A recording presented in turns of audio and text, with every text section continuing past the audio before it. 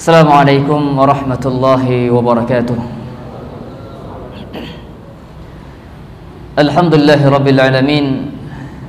Wassalatu wassalamu ala sayyidil anbiya'i wal mursalin wa ala alihi wa sahbihi ajma'in. Qala Allah ta'ala fi kitabihil karim, ya ayyuhalladzina amanu taqullaha haqqa tuqatih wa la tamutunna illa wa antum muslimun. Wa qala an-nabiy sallallahu alaihi wasallam, man salaka tariqan yaltamisu fihi ilma sahhalallahu lahu bihi tariqan ila jannah.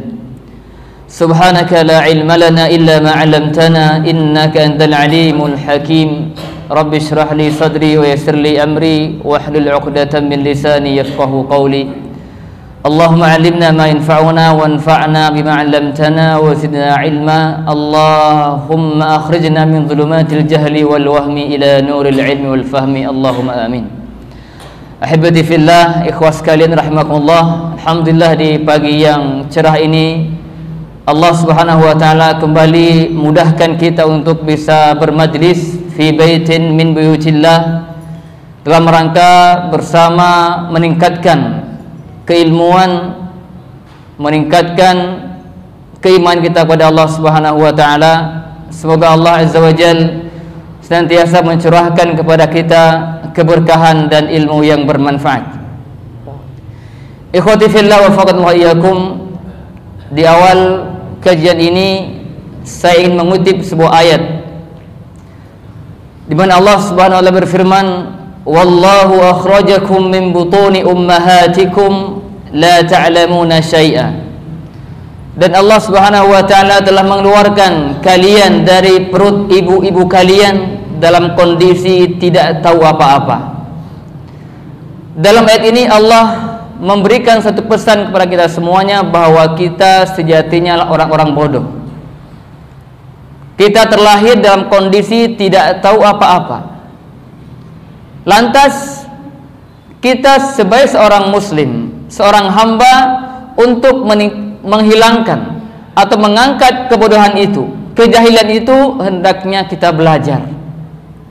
Tentu kita akan bertanya, seperti apa kita belajar? Allah lanjutkan firman-Nya, wa ja'ala lakumus sam'a wal absara wal af'idah la'allakum tashkurun. Allah jadikan bagi kalian itu pendengaran, penglihatan dan hati agar kalian bersyukur. Maksudnya Allah bekali kita fasilitas ataupun panca indera ataupun alat yang bisa kita gunakan untuk mengangkat kebodohan kita, untuk mengangkat kejahilan kita. Pendengaran kita ini adalah salah satu alat yang bisa kita maksimalkan untuk mengangkat kebodohan yang ada pada diri kita. Pun demikian pandangan kita, mata kita pun kita gunakan untuk mengangkat kebodohan kita. Hati yang Allah berikan untuk kita pun harus kita gunakan untuk mengangkat kebodohan yang ada pada diri kita. Kalau kita ingin bertanya pada diri kita masing-masing, berapa persen pendengaran yang kita gunakan untuk mengangkat kebodohan kita dalam seharian kita? Berapa persen pandangan mata kita gunakan untuk mengangkat kebodohan kita? Berapa persen dari hati kita yang setiap hari berdetak, berdenyut dengan izin Allah, berapa persen kita gunakan untuk memahami ilmu-ilmu Islam, untuk mengangkat kebodohan kita? 3 anugerah besar ini hendaknya kita harus senantiasa ingat untuk mensyukurinya. La'allakum tashkurun. Allah bekali kita dengan 3 panca indera yang luar biasa ini agar kita maksimalkan untuk mengangkat kebodohan yang ada pada diri kita masing-masing. Apalagi kita sekarang berada di majelis ilmu, maka 3 panca indera ini akan sangat menentukan ba'dallah ta'ala berapa banyak ilmu yang kita serap. Semakin maksimal pendengaran kita pasang untuk mendengar ilmu, semakin maksimal mata kita gunakan untuk mendengar ilmu, melihat apa yang disampaikan. Seberapa maksimal hati kita fokus untuk mendengar ilmu, maka sebesar itu pula akan kita serap ilmu tersebut. Maka jika 3 hal ini berkurang, maka serapan ilmu pun akan berkurang. Begitu dikatakan oleh seorang ulama. Dia mengatakan semakin maksimal kita gunakan 3 panca indera ini dalam belajar, insya Allah akan semakin maksimal kita menyerap ilmu yang disampaikan. Maka jangan sampai ketika kita bermajlis, pandangan kita asyik dengan yang lainnya, pendengaran kita fokus mendengar yang di luar ilmu, apalagi hati kita yang nggak fokus. Tubuh kita di masjid, fi majlisil ilm, tapi hati kita nerawang kemana-mana di luar masjid. Ini dipastikan ilmu nggak akan kita serap.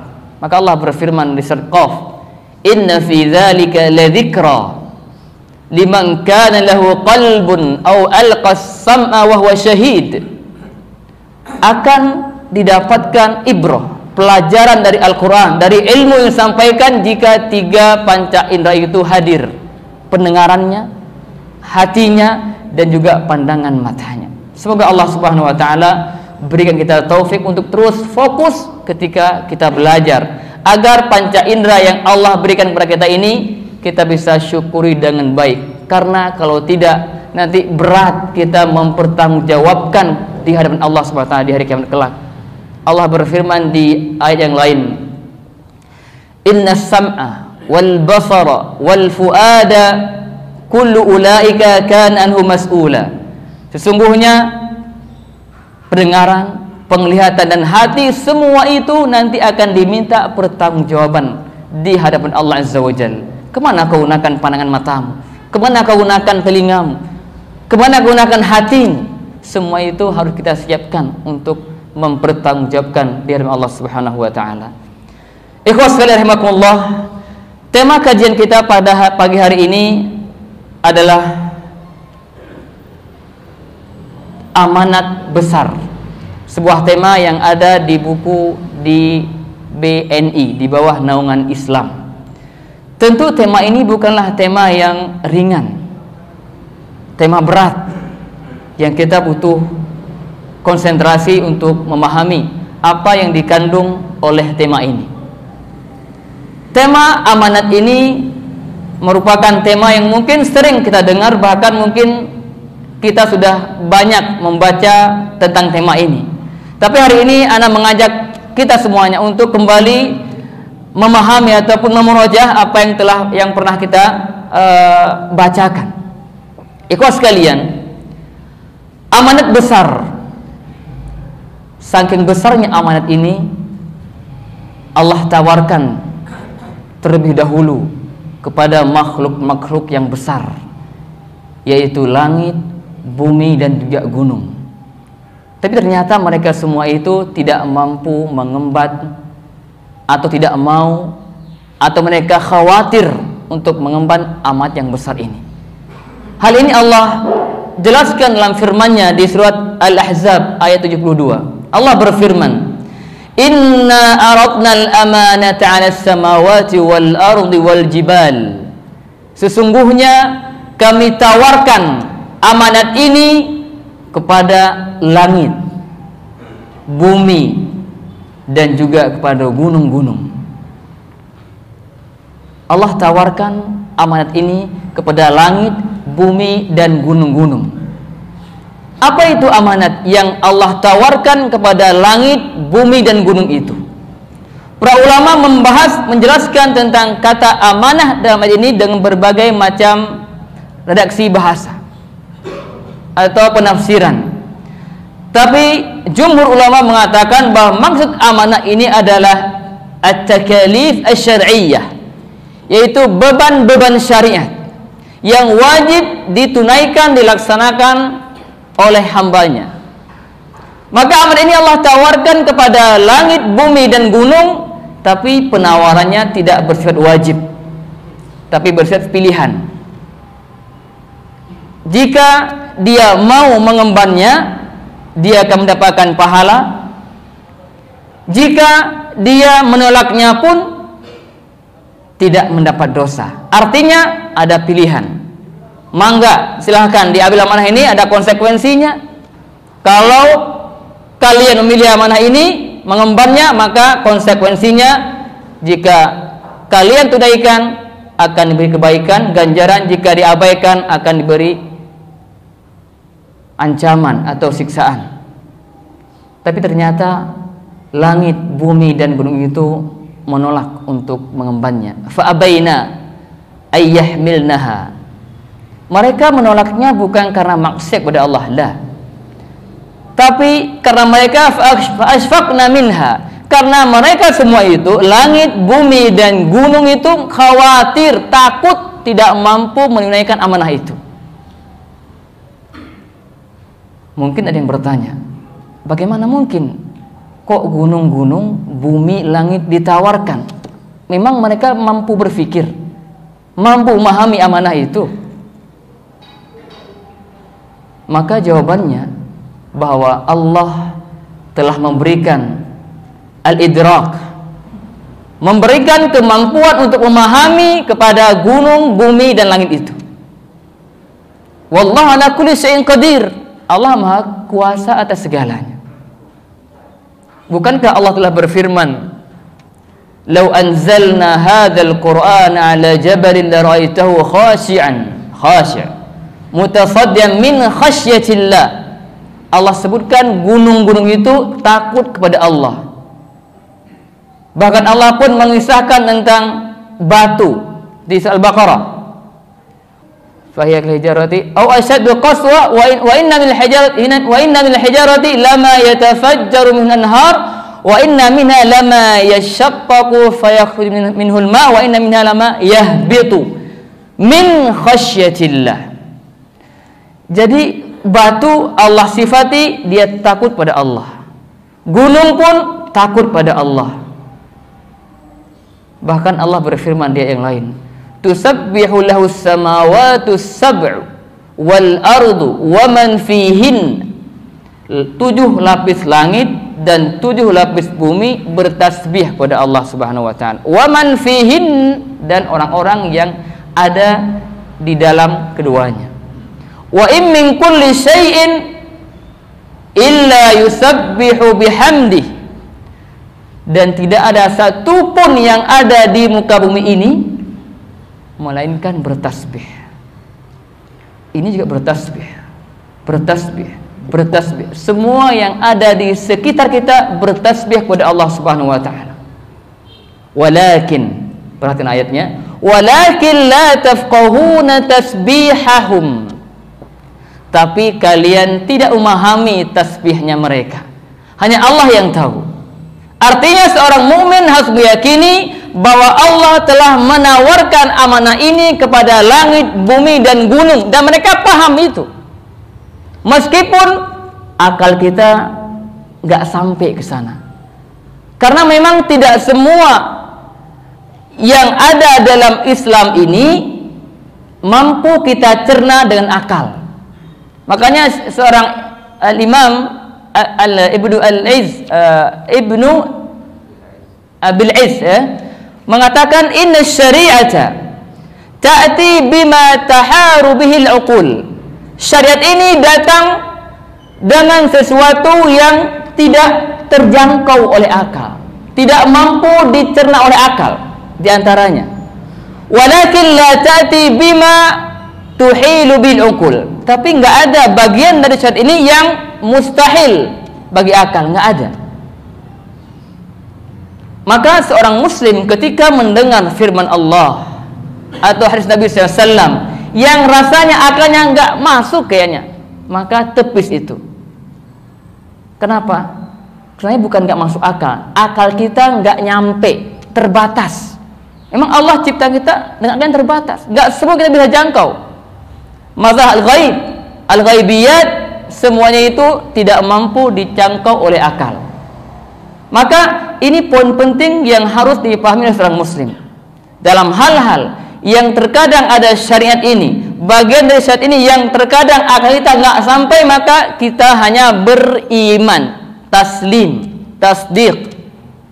Al-iman itu ciri khas orang bertakwa. Al-iman bil ghaib, alladzina yu'minuna bil ghaib. Jadi kita yakini bahwa Allah telah menawarkan kepada bumi dan langit dan juga gunung, dan mereka menolak semua itu. Itu terjadi? Iya terjadi. Tahu dari mana? Allah firmankan. Bagaimana itu? Allahu a'lam. Tapi seorang mukmin harus yakin dengan apa yang Allah firmankan.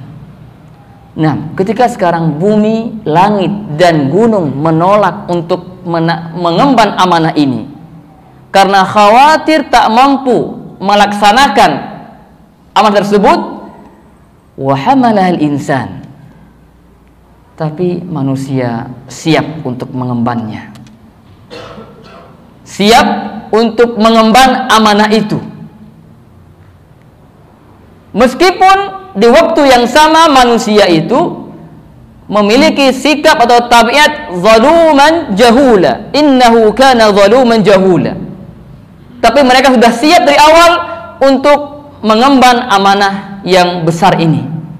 Amanah takalif syar'iyyah, semua amanah yang bersifat perintah Allah dan larangan Allah, dia siap untuk mengembannya.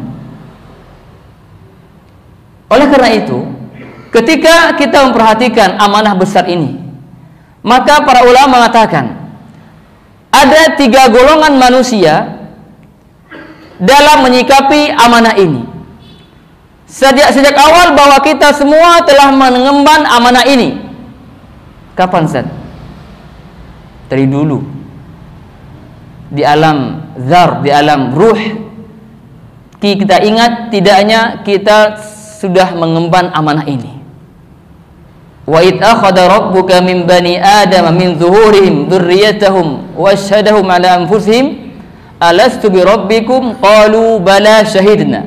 Ini bagian dari tawaran ataupun penanaman amanah dalam diri kita masing-masing. Nabi Adam dan semua cucunya, anak turunannya telah mengakui, telah mengemban amanah yang besar ini, meskipun kita tidak ingat. Maka Allah utus turunkan Al-Quran, utus para anbiya untuk mengingatkan kita akan amanah itu, bahwa kita sudah pernah mengemban, sudah pernah menerima sebuah amanah di pundak kita yang harus kita laksanakan, mau tak mau. Maka hal ini ada 3 golongan manusia dalam hal melaksanakan amanah ini. Yang pertama, mereka menerima secara zahir, tapi batinnya itu menolak. Itu mereka orang munafik. Secara zahir mereka Islam, iman, taat, zahir, tapi batinnya mereka itu menolak semua itu, enggak beriman. Yang kedua, mereka yang menerima, yang menolak zahir batin, itu orang musyrikun atau kufar. Mereka menolak amanah ini, artinya tidak mau melaksanakan amanah yang telah mereka emban.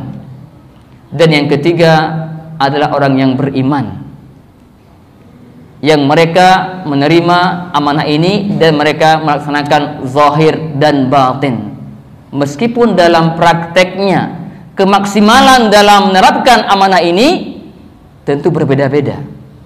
Kenapa? Karena innahu kana zaluman jahula, karena kejahilan, karena kezaliman yang dimiliki oleh manusia itu terkadang membuat dia tergelincir, dia menyimpang dari amanah yang telah diemban. Jadi secara umum amanah itu artinya adalah beban-beban syariat yang telah diembankan kepada kita sebagai seorang manusia. Dan amanat yang terbesar yang harus senantiasa kita ingat dan jaga adalah amanah al-Islam, amanah ad-din. Bagaimana cara kita mengemban amanah ini? Berawal dari kita mempelajari agama ini, mengilmuinya, memahami ajaran-ajarannya, mengamalkan kandungan ajaran tersebut, dan juga mendakwahkan kepada umat manusia sebesar-besarnya. Ini bagian dari pelaksanaan amanah ad-din. Jadi ketika kita sudah menjadi orang Islam, kita masih punya amanah yang harus terus kita tingkatkan pelaksanaannya, yaitu belajar agama. Tingkatkan ilmu kita tentang ajaran Islam kita. Amalkan, maksimalkan amal kita tentang Islam. Dan juga maksimalkan untuk mendakwahkan Islam ini kepada manusia, memberikan pencerahan-pencerahan kepada umat manusia. Ini bagian dari amanah yang harus kita laksanakan, amanah ad-din, dan diantaranya amanah tauhid. bagian dari menjaga amanah din, kita harus menjaga tauhid pada diri kita, keluarga kita, masyarakat kita, dan umat manusia semuanya. Kita harus tunaikan amanah ini dengan memperhatikan, menjaga tauhid kita, bahkan tauhid umat manusia, agar mereka tetap berada di jalan yang benar. Itu diantara poin bagian dari takalif syar'iyyah. Yang kedua, diantara hal penting yang perlu kita garis bawahi juga adalah bahwa diantara takalif syar'iyyah ada semua kewajiban-kewajiban yang Allah wajibkan harus kita tunaikan dengan baik. Berawal dari sholat, zakat, puasa, haji, birrul walidain, dan yang lain sebagainya. Setiap kewajiban itu kita harus perhatikan, tunaikan dengan baik dan benar. Sholat kita tunaikan pada waktunya, itu amanah, dan khusyuk dalam sholat itu amanah. Alhamdulillah kita semua sholat, tapi kita belum selesai. Jangan merasa cukup sholat kita udah Masya Allah. Kita harus terus perbaiki diri. Semua kita sudah sholat, tapi realitanya terkadang dua orang yang sholat berdampingan, satu dapat pahala mungkin 90, sebelahnya mungkin 0 pahalanya. Kenapa? Masalah bukan hanya gerakan yang sempurna, wudu yang sempurna, bukan, tapi hudurul qalb, kehadiran hati saat itu sangat penting. Itu amanah. Itu kita berjuang untuk menunaikan amanah yang kuat, yang besar ini, agar kita sholat sempurna. Pun kita diantara amanah juga keluarga kita. Amanah dari Allah yang harus kita tunaikan sebagaimana yang Allah kehendaki. Allah telah firmankan, ya ayyuhalladzina amanu qu anfusakum. Ini amanah. Jaga diri kalian, wa ahlikum nara, dan keluarga kalian dari api neraka. Jangan sampai keluarga yang kita miliki, anak-anak yang Allah titipkan, kita sia-siakan. Ini amanah besar yang nanti akan diminta pertanggungjawaban. Maka seorang muslim, apalagi seorang dai, aktivis Islam, aktivis dakwah ahli sunnah wal jamaah, harus perhatian. Jangan sampai kita terlalu semangat untuk mendakwahkan orang-orang luar, tapi untuk keluarga kita melempem. Semangat mendakwahkan orang luar bagus, tapi jangan sampai keluarga kita abaikan. Mendakwahkan keluarga kita wajib, mendakwahkan orang lain pun wajib, tapi ini kewajibannya keluarga harus diutamakan dulu, maksimalkan. Ini pesan untuk diri anak pribadi kita semuanya. Kita kuatkan semangat kita untuk menunaikan amanah dakwah ini. Pertama, amanah dakwah keluarga jangan sampai diabaikan. Anak-anak kita, tanggung jawab kita. Anak-anak kita nggak ditanya yayasan, ya, nggak ditanya orang lain kenapa anak kamu ini, enggak. Semua juga nanti diminta pertanyaan orang tuanya, meskipun dia telah menyekolahkan anaknya ke sekolah yang mungkin Islami, tapi tetap beban tanggung jawab itu orang tua. Amanah. Jangan sampai merasa udah nitip ke anak ke sekolah bebas, orang tuanya nyantai lah. Harus punya perhatian juga mengawal anak-anak kita. Di antara amanah juga yang perlu kita perhatikanlah amanah anggota tubuh kita. Amanah tangan kita, amanah pandangan mata kita, telinga kita, lisan kita, kaki kita. Ini semuanya amanah yang harus kita kerahkan sesuai dengan perintah Allah yang Allah kehendaki. Gunakan kaki kita untuk berjalan ke tempat yang Allah ridhoi. Gunakan lisan kita untuk mengatakan hal-hal yang Allah ridhoi. Gunakan mata kita untuk melihat sesuatu yang Allah ridhoi. Gunakan telinga kita mendengar apa-apa yang Allah ridhoi. Karena semua itu adalah amanah. Dan yang teramanah juga, ini bagian dari taklif syar'iyyah, amanah yang berkaitan dengan hak orang lain, berkaitan dengan harta. Tugas kita sekarang, kita sebagai seorang aktivis sekaligus karyawan, aktivis karyawan yang punya hak, punya amanah yang harus ditunaikan. Waktu saat kita bekerja jangan sampai kita semaunya. Ini pesan untuk diri anak pribadi. Kita aktivis dakwah, kita berada di lembaga dakwah Ahlussunnah wal Jamaah, lembaga dakwah yang mengusung Siratal mustaqim, jangan sampai amanah jam, amanah tugas yang diembankan kepada kita oleh masing-masing ketua kita, ketua yayasan kita atau lembaga kita, kita sia-siakan. Waktu yang kita gunakan atau waktu selama di kantor, mungkin ada yang asyik dengan melakukan sesuatu yang tidak ada hubungan dengan tugasnya. Hati-hati, amanah jangan sampai dikhianati. Jangan sampai kita amanah itu, jadi seorang presiden harus amanah, memperhatikan bawahannya. Ya, kita si bawahan pun ada amanah yang harus kita perhatikan. Sekarang kita harus ikuti di yayasan ini, di lembaga dakwah berkah ini, insya Allah. Perhatikan sejauh mana kita telah menunaikan amanah yang diembankan oleh ketua yayasan kita atau ketua lembaga kita. Jangan sampai kita berkuar-kuar amanah keluar, tapi diri kita banyak menilainya. Nastaghfirullah wa atubu ilaih. Ini introspeksi untuk kita semuanya. Jangan sampai kita lalai dalam mengemban amanah di kantor kita masing-masing. Iya, kita berjuang untuk mengemban amanah dakwah. Karena itu bagian dari taklif. Kita berjuang untuk menyebarkan Islam seluas-luasnya. Berjuang untuk mengajak kaum muslim untuk mengenal Ahlussunnah wal Jamaah. Iya, luar biasa. Tapi pun kita harus perhatikan dengan hati kita, sikap kita dengan antara sama kita. Jangan sampai ada khianat di antara kita, karena kita hidup di lingkungan yang islami, teman-teman Islam insya Allah, lingkungan yang insya Allah sangat terkondusif untuk meningkatkan iman kita. Maka perhatikan, ini hal yang sangat penting. Kita kembali ke poin yang pertama, bahwa amanah yang diembankan kepada kita semuanya, mau tak mau kita harus melaksanakannya, harus maksimal untuk melaksanakan amanah ini. Dari amanah yang tertinggi itu tauhidullah, al-iman billah, dan seterusnya sampai yang terkecil, kita berusaha untuk semaksimal mungkin mengemban amanah ini. Intinya amanah ini dalam bentuk kita melaksanakan tujuan hidup kita.